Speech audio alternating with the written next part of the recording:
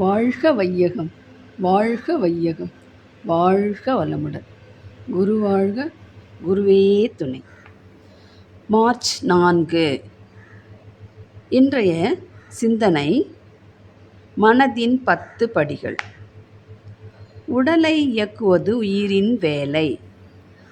அணு அடுக்கு சீர்குலையாமல் அதனை பாதுகாத்து தடை வரும்போது அதை உணரும் மனமாக விரியும்போது உணர்ந்த தடையை நீக்க முயல்வது உயிரின் 2வது வேலையாகும்.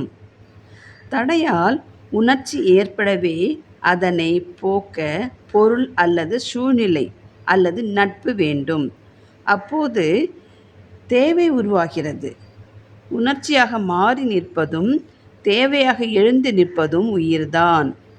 தேவை ஏற்படவே அதை சமன் செய்ய முயற்சி தோன்றுகிறது.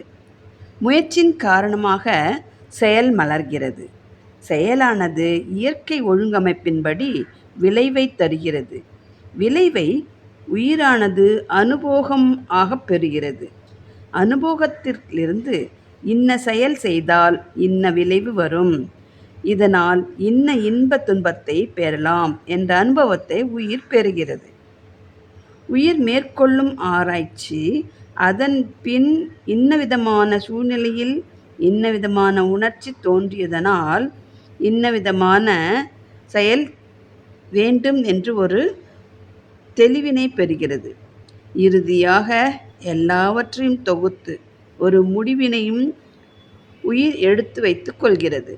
எனவே உயிரே உணர்ச்சி, தேவை, முயற்சி, செயல், விளைவு, அனுபோகம், அனுபவம், ஆராய்ச்சி, தெளிவு, முடிவு என்ற 10 கட்டமாக உயர்ந்து படர்ந்த நிலையில் நிற்கிறது.